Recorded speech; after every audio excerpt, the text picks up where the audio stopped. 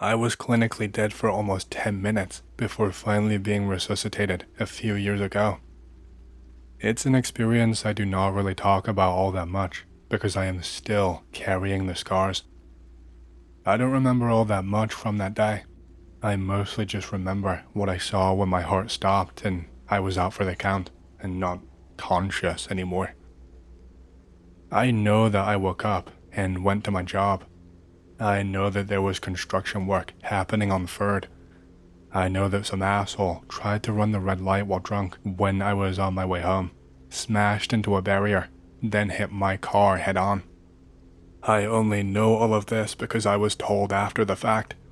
Any memory of it actually happening to me is not there anymore. All I can see of that day are outlines. It's like someone tried to redraw what I saw from memory in pencil, and it just does not even stick or look real. There's no color, there's no life, it's just random shavings. The memories just don't even look real. There was an ambulance not 5 minutes away. I was pronounced clinically dead on the way to the hospital. I think my heart stopped or something. I'm not sure exactly how it works. 9 minutes later, they managed to resuscitate me while en route to the hospital. What I want to tell you about is what I saw, because it scares me. I want to start by saying that I've never been a religious man. I've never believed in that sort of thing. I always considered death to just be the end. That when you die, everything goes blank and there are no thoughts or feelings anymore. Every sense of your being just ceases and everything stops. Everything that you were is just gone. It doesn't exist anymore.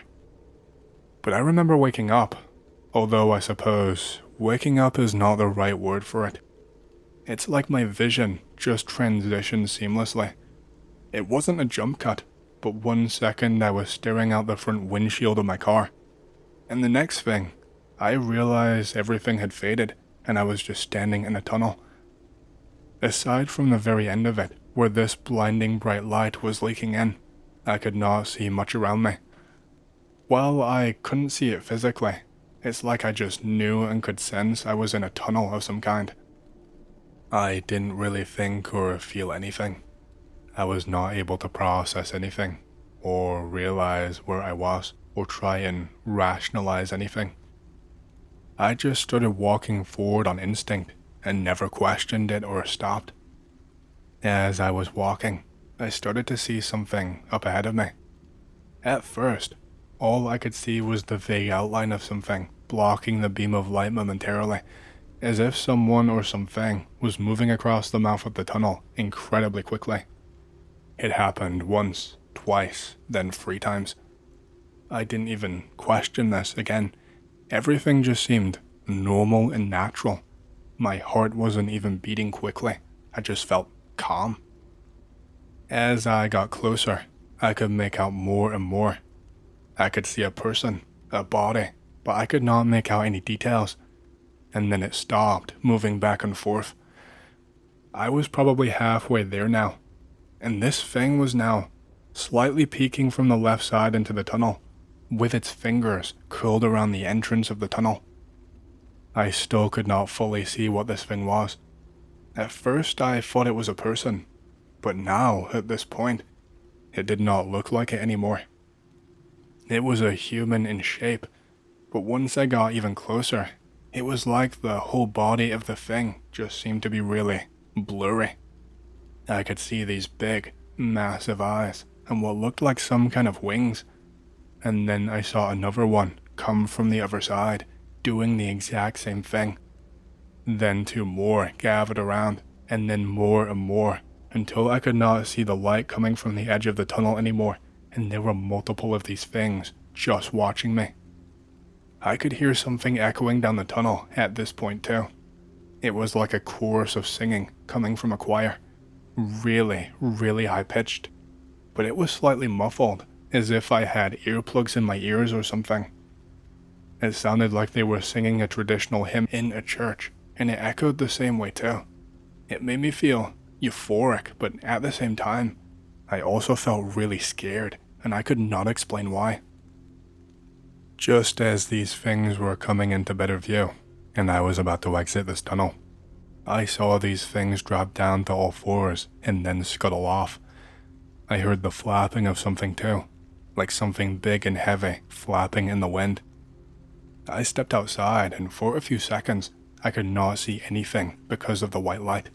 But when my vision finally came into focus, I gasped and stumbled backwards, and I actually fell onto my ass next to the rock wall behind me. I don't know where I was. The floor was all white, and it almost felt fluffy between my feet, like I was walking on candy floss. Some of it like this. Some of the ground had stone built over the top, this clear white stone, or sometimes a mix of both. There were these massive, towering structures everywhere that seemed to go on for miles. It was like this big, ornate city built from shiny and expensive stone, and with murals and carvings and the like all around. But there were people on the ground. People just like me. Almost. And they were writhing in agony. One man was just wearing this long, white robe, like a gown. He just looked like a regular human, like someone you would walk past on the street and not even really notice.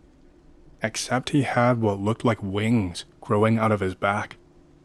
They were only very small, and more like these little stumpy things. They were just a little blob on his back, but he was writhing back and forth and looked to be in extreme pain. All the color looked to have been drained from his face, and he looked so pale and grey. The veins in his face were all stressed and visible, and when he noticed me, he started reaching out his hand and begging me for help. There were so many people just like this, all in different stages of pain, all just laying on the floor throughout the place. Some of them looked less human than others. One of these people, he looked as if he was just a torso fused into the ground. The lower half of his body looked as if the skin had started to turn the same color and texture as the stone floor. And his wings, he had bigger ones, but they looked as if they had wilted. The hair or whatever that was on them had come out in patches, and they looked more skeletal, more like bone. And right beside this man was another, but he was not moving at all. He had something on top of him, just taking bites out of him, chewing on his wings and ripping out hair and pieces of bone and skin. It was this thing. It looked like the thing at the tunnel entrance, but not blurry anymore. I could finally make out more details. It was like this hunched over, gargoyle type creature with these massive wings. They had small heads, and they looked as if they were made out of stone. This thing was just taking bites and chunks, while the man underneath the thing spasmed, and his skin started to turn a different color. There was more than one of them. There were another 3 of them, just perched up on the top of a big stone building, just staring dead at me. When I tried to walk forward toward the man on the ground, one of them hissed and leaned forward, and my legs just instantly gave way. I was too scared to do anything. I saw the creature get up off of the man on the floor, but he continued to shake and jolt. I heard the sickening cracks and pops as I saw his wings begin to morph. They seemed to grow in size from these short, stumpy little things, and they tore his skin. They started to crack and turn a different color. I could not look. I had to look away. It just looked so horrible and disgusting. And he turned into one of those things, and it was horrible. It wasn't long before one of them had glided down from where it was perched and was up on top of me. It was different though. It was baring its teeth at me and pinning me down with this insane strength, but it was not biting at me or trying to chew my flesh like the other man.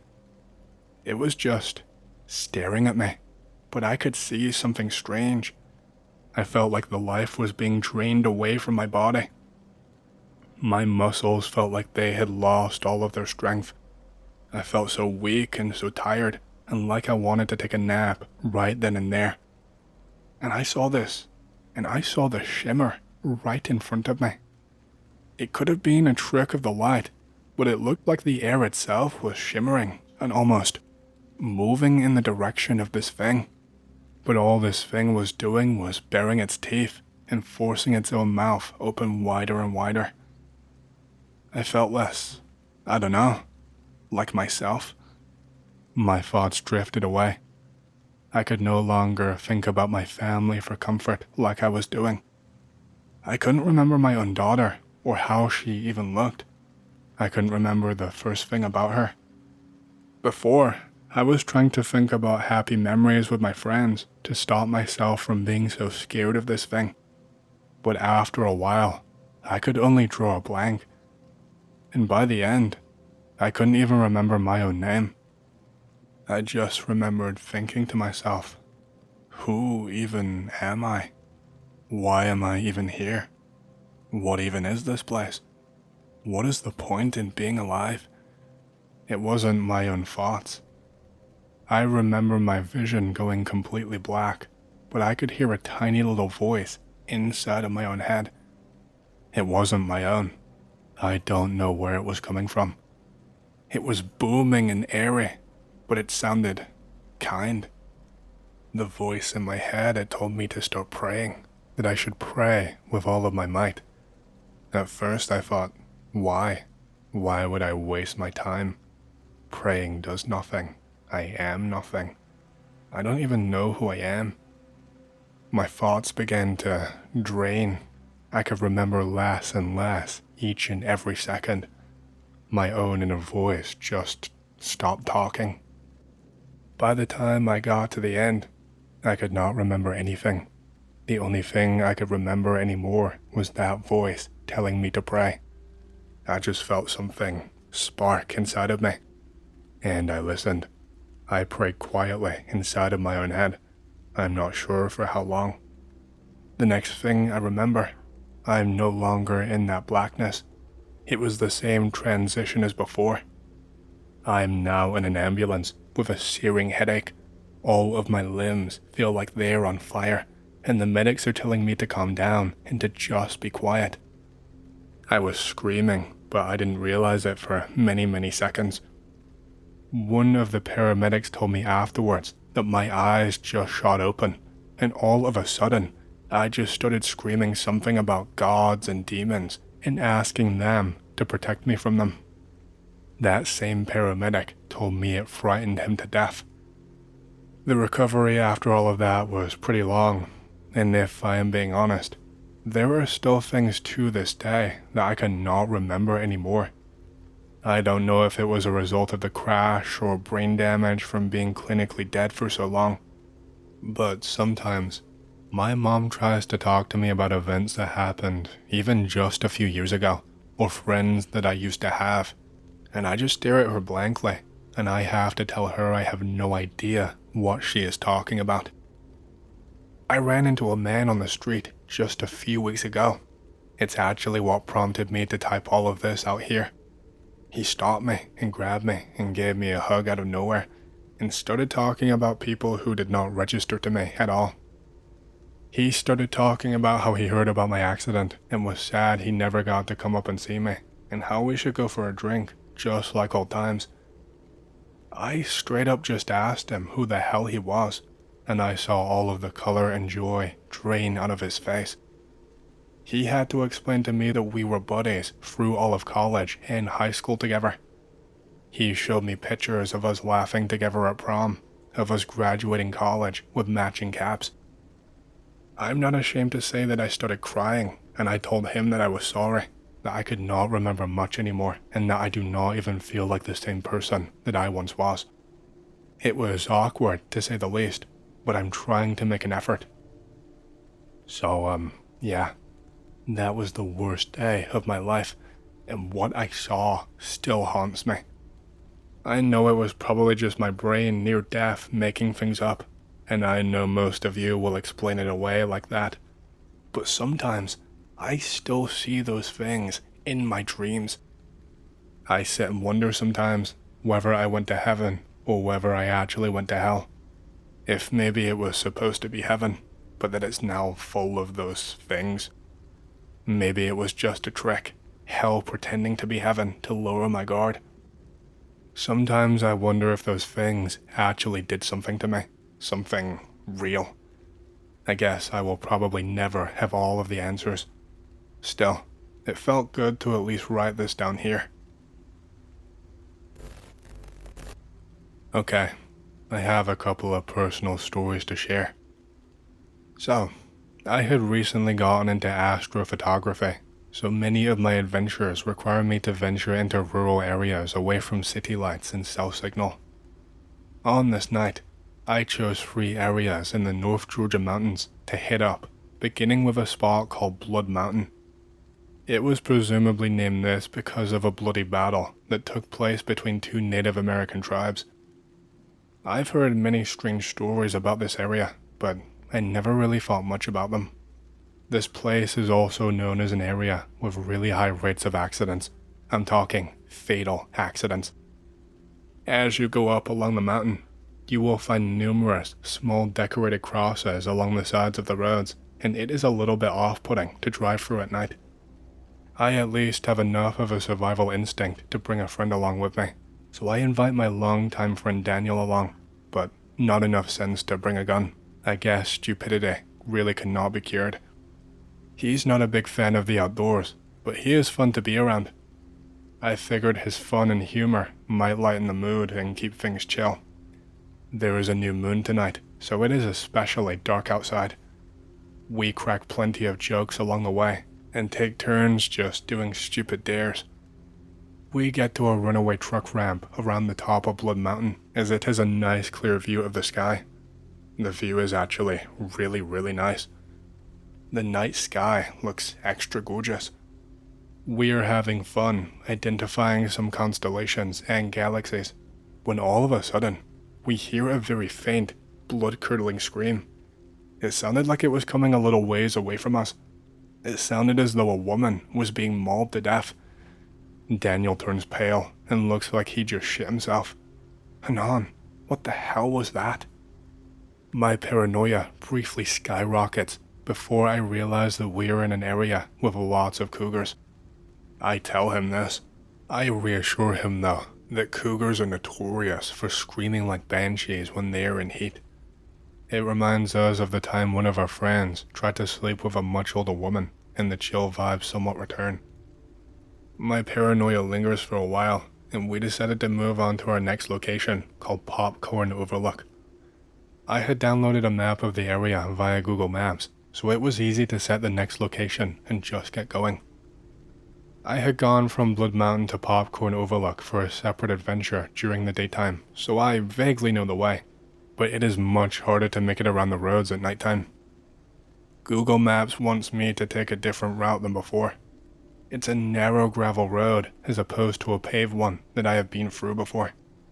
It looks a little spooky, but whatever. We pass by a couple of rundown houses and joke about what sort of hicks must live up in these parts.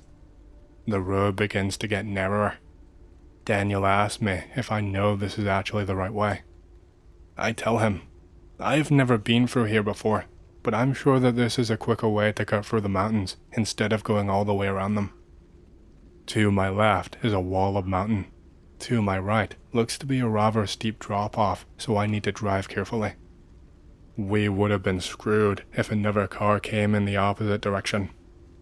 We are both a little bit freaked out, as it is really dark, and we are far away from the cities, and we have zero service. After driving for what seems like forever, but was really only a couple of minutes, we pass a really sharp curve and the road widens back up. As my car rears the corner, we spot a clean black Mercedes van with blacked out windows parked halfway off the road.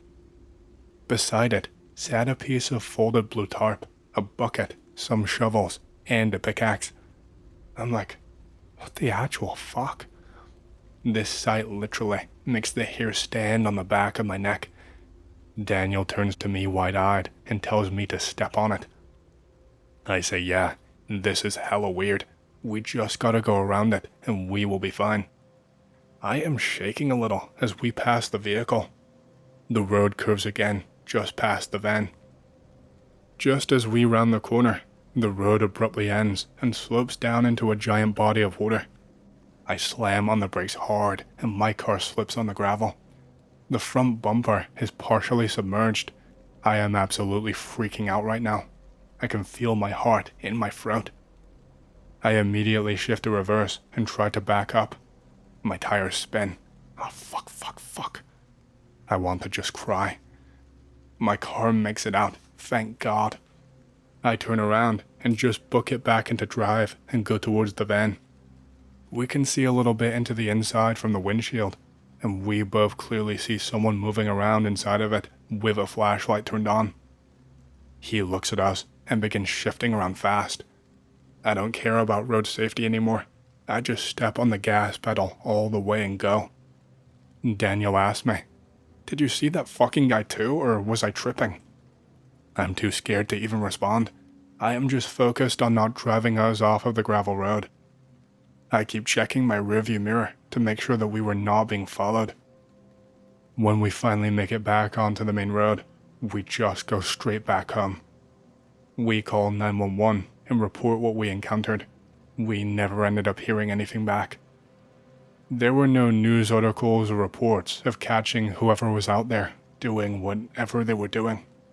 But I came to a realization sometime afterwards that those screams that we heard, it probably was not a cougar at all.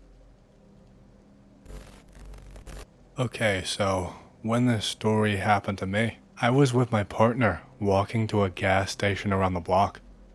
I was pretty happy because that meant it was snack time. We leave our apartment and get down to street level. We leave out through the front doors. I see a dude in all track gear. He looks like a normal-ass jogger. He looks directly at us and starts screaming, "White men piss in a cup." Huh? He screams it again, "White man piss in a cup." He starts walking alongside us as we pass. My partner is really nervous. I gap between the screaming jogger and my partner. He follows us for a while and then walks away, still screaming, "White man piss in a cup." We nervously laugh about it while we get snacks. Here's another one which was also weird. I was with a college friend. We were at Wendy's, getting a Baconator. Hell yeah, freshman 15. This dude comes into Wendy's. He's wearing all tattered clothes. He stands in the main lobby and just laughs. He stays there laughing for 30 whole damn minutes. The whole time, just laughing. At some point, he eventually just walks outside while still laughing. Fast forward to years later. I work at a restaurant close by to that Wendy's. I'm thinking, oh shit, this laughing dude is back. He comes into my restaurant and he is just standing there laughing. The manager gets the cooks to make him a kid's burger. He takes it and leaves. The dude basically begs for food, but he is so out of his mind. The only thing he really knows how to do is just stand there in businesses and laugh and hope for the best. I see him a few more times. I get yelled at by other managers for getting him food. Okay, so this happened to me when I was around 18 years old. I was walking through a local watershed, like I usually do, scouting out for deer season. The darkness starts to close in faster than I even realize. I decide it's a good time to camp out for the night. I make a little teepee type thing out of sticks and use a few emergency blankets to make it a little bit more comfy. I make a small fire and cook up an MRE. I whip up the MRE chalky milk. I spit that shit out onto the floor because it tastes like ass.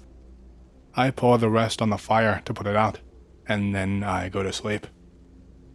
I wake up to a loud noise, a really loud noise. It wasn't a howl, it was more like a roar.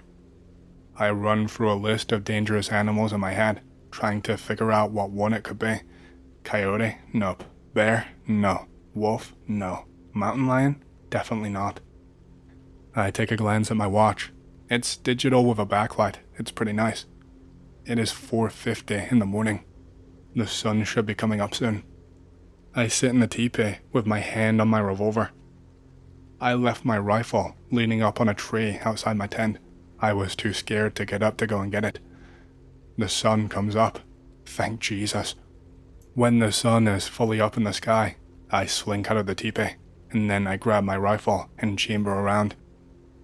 I make the rounds around my camp area and try to figure out what made that noise. I see huge, and I mean really huge paw prints everywhere. I put my size 14 boot next to them just to see how big they are. Holy shit, these paw prints were bigger than these size 14 boots. I am scared, but because I'm a teenager, I have a certain cockiness that allows me to be really stupid and not go home right then and there. I follow the tracks. They stop in the middle of the forest. They stop with just nothing around them. They don't trail off or go down another path. There is nowhere they could have gone. They just stop. I scan the area. I see a blood trail nearby. It's around a large tree. It looks like a damn murder scene. It's just a deer head. There is no body at all. It's just the head of the deer and an absolute fuck ton of blood everywhere. At this point, I decide to get the hell out of there. I make it back to camp, pack up, and get to my truck. That whole damn area where I parked smelled like wet dog. I drove home, spooked out of my mind. Okay, so for some backstory on my stories, I lived less than a mile away from a Native American reservation in Washington, but the first story actually happens to me when I was driving to my grandpa's house, who lives in a different part of Washington. So, I'm driving to his house. I'm going to this family reunion in late July. The family reunion is at my grandpa's house in the middle of nowhere. I am on the way to my grandpa's house, and as I'm driving, I see a woman pacing back and forth on the side of the road, on a back road in the middle of the woods. My mom and I start laughing, assuming it's just a meth head or something. She is old and wearing this bright orange shirt. So, this next little part is actually from my mom. She was driving home from my grandpa's so that she can go to work the next day, while my brother and I sleep over at my grandpa's house. It was around 11 p.m. that same day.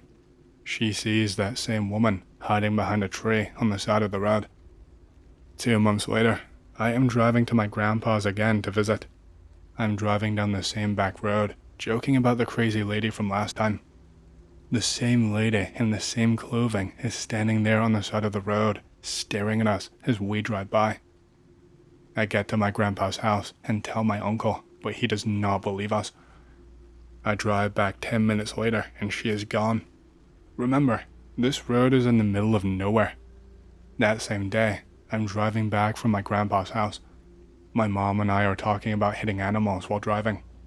5 minutes after that conversation, a deer jumps in front of the car and we almost hit the thing. Okay, so here's the second story. Remember, I live like half a mile away from a reservation. It's like 3 a.m. in the winter. I'm 17 years old at the time, so I went outside to smoke a cigarette. When I finished the cig, I grabbed the handle to go back inside. The door was locked. I am home alone. I am shitting myself because my door was locked. I'm in a hoodie and shorts, and it is 14 degrees outside. I did not have my phone with me. I live in the woods, so it is very, very dark. I walk around to the window of my room to try and climb through. Of course, my window is locked. I hear something rustling in the bushes right behind me. I nope out of there and I walk back to my porch. Then the light bulb on my front porch just explodes. It literally explodes, so now it is pitch black with glass shards all around me. I hear this quiet male voice just muttering something. I can't understand what it is saying, but it is getting louder. I hear more voices all around me. I try to open the door again, but it is still locked. I run back to the room window. I break the window and jump in. I sit in my bathroom with the 12 gauge for the rest of my night. Final story. I was 15 years old, playing video games in the middle of the night. I hear someone walking on my porch. There are these loud, heavy footsteps. My ears start ringing, and my head starts to tingle. Earlier in the day, I shot a buck in my backyard, and it was in my garage. I hear a noise in the garage. I know the garage was locked. I open the door that connects my house to my garage, and I see the smaller door that leads to the outside is snapped in half, and the buck is gone. No. I lock the door. I tiptoe back to my room and decide to look out the room window. I can see at least 5 black figures standing out there. No. I hide in the closet for the rest of the night.